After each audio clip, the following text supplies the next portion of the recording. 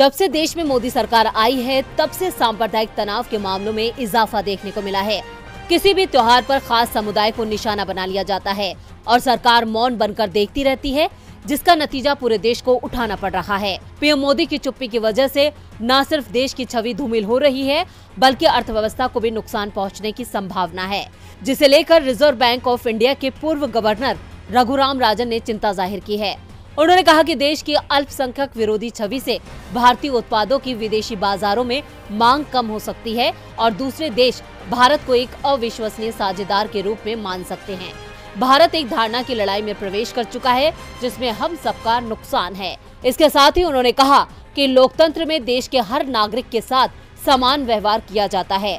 आप जानते हैं, जब विदेशों में किसी देश का बना उत्पाद बिकता है तो ग्राहक कहता है कि मैं इस देश से कोई चीज खरीद रहा हूं क्योंकि ये देश कोई अच्छा काम कर रहा है, और जिसके बाद हमारा बाजार अधिक तेजी के साथ बढ़ता है।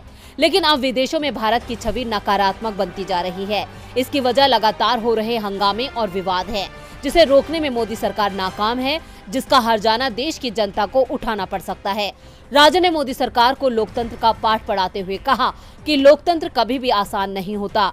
इसमें सभी पक्षों के साथ लगातार बातचीत करते रहना जरूरी है। ऐसा करके आप एक बड़ी आबादी पर असर डाल सकते हैं। राजन की ये चेतावनी साफ जाहिर कर रही है कि मोदी सरकार ने देश की छवि को किस कदर खराब कर दिया है। ऐसे में सवाल उठता है कि क्या अंतर्राष्ट्रीय मंच से झूठ बोलते हैं पीएम मोदी।